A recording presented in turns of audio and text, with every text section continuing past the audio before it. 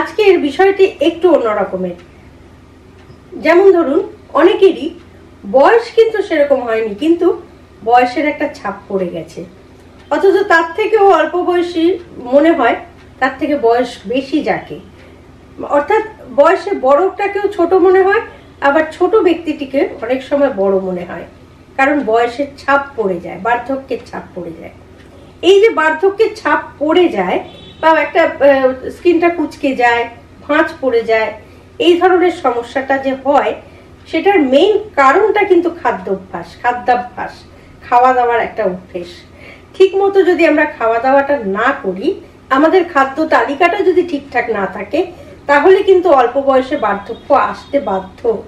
সেই জন্য আজকের ভিডিওর বিষয়টা বেছে নিয়েছি এটাই, যে খাদ্য তালিকায় কোন কোন খাবারগুলো খাওয়া একেবারেই উচিত না, যেগুলো খেলে আপনার বার্ধক্য অনায়াসে এসে যাবে বা বার্ধক্যের ছাপ এসে যাবে, সেই খাবারগুলো কি সেটাই আজকে বলবো।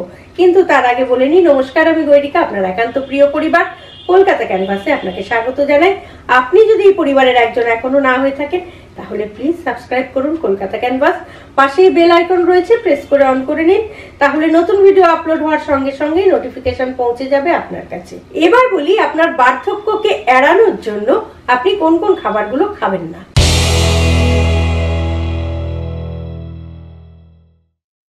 প্রথমেই বলি, হাই ফ্লেমে অর্থাৎ উচ্চ তাপে যদি তেলে ভাজা কোনো খাবার খান, তাহলে সেটা কিন্তু আমাদের শরীরের কোষকে একটু একটু করে ক্ষতিগ্রস্ত করে। সে কারণে এই ধরনের খাবার কোনোভাবেই খাওয়া চলবে না। যেমন ধরুন ফ্রেঞ্চ ফ্রাই, যেটা আমাদের খুবই ফেভারিট খাবার, ফ্রেঞ্চ ফ্রাই, তারপরে তেলে ভাজা যে কোনো রকম, মানে যেটা হাই ফ্লেমে তেলে ভাজা হয়, সেই ধরনের খাওয়া যাবে না। চপ বলুন, অতিরিক্ত খাওয়াটা কোনোভাবেই সম্ভব নয়, না খেলেই ভালো হয়। অনেকেরই কিন্তু মিষ্টি খাওয়ার খুব একটা প্রবণতা থাকে, বিশেষ করে মিষ্টির মধ্যে বাড়িতে যেটা সহজে খাওয়া যায় সেটা হচ্ছে চিনি। চায়ে একটু চিনি বেশি দিতে হবে। আমার মাই যেমন আছে, একটু চিনি বেশি না হলে চা খেতে ইচ্ছে করে না, দুধের মধ্যে এতটা করে চিনি নেবে, এরকম একটা ব্যাপার আমার মায়েরও আছে। সেই কারণেই বলছি, অনেকেই মিষ্টি খেতে ভালোবাসেন। যদি মিষ্টি খেতে ভালোবাসেনি, তাহলে সেক্ষেত্রে অবশ্যই মধু খান, কিংবা ডার্ক চকলেট খেতে পারেন, কিংবা তাজা ফল খেতে পারেন, কিন্তু কোনোভাবেই চিনি খাবেন না। চিনি খাওয়ার যদি অভ্যেস থাকে, সেটা এই মুহূর্তেই বন্ধ করুন, কারণ চিনি কিন্তু আপনার শরীরে বার্ধক্যের ছাপ এনে দেবে। ফাস্ট ফুড প্রত্যেকেই খেতে ভালোবাসে, যেমন ধরুন বার্গার, হটডগ, এই ধরনের খাদ্যগুলো খেতে আমাদের ভালোই লাগে, কিন্তু এগুলো খুবই ক্ষতিকারক ত্বকের জন্য, কারণ এই খাদ্যগুলোতে প্রসেস করা মাংস থাকে, যেগুলো আমাদের শরীর ভেতর থেকে শুকিয়ে দেয়, ফলে আমাদের কোষগুলো কিন্তু নষ্ট হতে থাকে। সে কারণে স্কিনের মধ্যে একটা বার্ধক্যের ছাপ আসে। তাই ফাস্ট ফুডও কিন্তু অতিরিক্ত খাওয়া চলবে না। কফি বা চা খেতে কে না ভালোবাসে? কফি আমরা সকলেই ভালোবাসি, সোডাও আমরা অতিরিক্ত খাবার খেলে খেয়ে ফেলি। কফি এবং সোডা এই দুটোই কিন্তু অত্যন্ত ক্ষতিকর আপনার স্কিনের জন্য এবং শরীরের জন্য। খুব সহজেই আপনার চেহারায় বার্ধক্য এনে দিতে পারে বা বার্ধক্যের ছাপ ফেলে দিতে পারে এই কফি এবং সোডা। সেই জন্য এই দুটো খাবারও কিন্তু অতিরিক্ত খাওয়া যাবে না। এই প্রত্যেকটা খাবার না খেলেই ভালো হয়, যদি খেতেই হয় অল্প পরিমাণে খেতে হবে। আর প্রথমেই একটা কথা বলেছিলাম যে উচ্চ তাপে রান্না করা খাবার কিন্তু শরীরের জন্য ভীষণ ক্ষতিকর।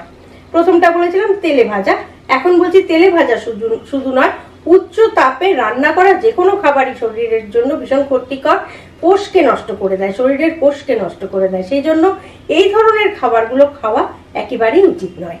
এটা তো এতক্ষণ বললাম যে কোন কোন খাবারগুলো খাবেন না, নিজের বার্ধক্য ছাপ যাতে না পড়ে তার জন্য কোন কোন খাবারগুলো খাবেন না, এতক্ষণ এগুলো বললাম। এবার বলি যে নিজেকে তরতাজা রাখতে, নিজের স্কিনকে বাঁচিয়ে রাখতে, শরীরকে সুস্থ রাখতে কোন কোন খাবারগুলো খাবেন। প্রথমেই বলি, স্কিন এবং শরীর দুটোকেই যদি ভালো রাখতে চান, তাহলে তেলটা কিন্তু ঠিকঠাক হতে হবে, অর্থাৎ কোন তেলে রান্না করছেন সেটা একটা বিষয়। ভেজিটেবল অয়েল ব্যবহার করতে পারেন, কিংবা অলিভ অয়েলে রান্না করতে পারেন।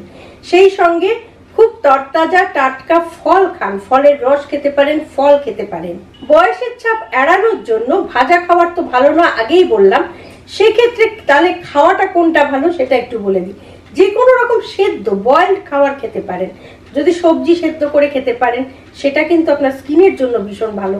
সহজে কিন্তু আপনার স্কিনে বার্ধক্যের ছাপ পড়বে না, অর্থাৎ কুচকে যাবে না, একটা ভাঁজ পড়বে না, এই ধরনের বিষয়গুলো সহজে হবে না। স্ট্রেস মুক্ত জীবন লাগবে, অর্থাৎ দুশ্চিন্তা থেকে নিজেকে দূরে সরিয়ে রাখতে হবে এবং নিয়ম করে 8 ঘন্টা ঘুমোতে হবে অবশ্যই, তাহলেই কিন্তু আপনার স্কিন এবং শরীর দুটোই ভালো থাকবে। সুতরাং আজকের ভিডিও থেকে জানা গেল যে শরীরে বার্ধক্যের ছাপ, অর্থাৎ শরীর নয় স্কিনে বার্ধক্যের ছাপ দূর করবার জন্য কোন কোন খাবারগুলো খাবেন না এবং পাশাপাশি কোন কোন খাবারগুলো খাওয়া খুবই জরুরি।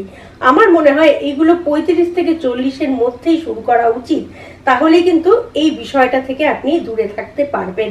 তাহলে আজকের এই ভিডিওটি যদি ভালো লাগে লাইক করুন, শেয়ার করুন, কমেন্ট বক্সে অবশ্যই কমেন্ট দিন। আর আপনি যদি এই পরিবারের একজন এখনো না হয়ে থাকেন তাহলে এই ধরনের গুরুত্বপূর্ণ তথ্য প্রতিনিয়ত জানতে প্লিজ সাবস্ক্রাইব করুন কলকাতা ক্যানভাস। পাশেই বেল আইকন রয়েছে, প্রেস করে অন করে নিন, তাহলে নতুন ভিডিও আপলোড হওয়ার সঙ্গে সঙ্গেই নোটিফিকেশন পৌঁছে যাবে আপনার কাছে। ভালো থাকুন, সুস্থ থাকুন এবং নিজেকে সব সময় ইয়াং রাখার জন্য এই খাদ্যগুলো খাবেন, যেগুলো বলেছি সেগুলো অবশ্যই খান, আর যেগুলো খাবেন না বলেছি সেগুলো পরিত্যাগ করুন। আর সঙ্গে রাখুন, দেখতে থাকুন আপনার একান্ত নিজস্ব পরিবার, প্রিয় পরিবার কলকাতা ক্যানভাস। নমস্কার।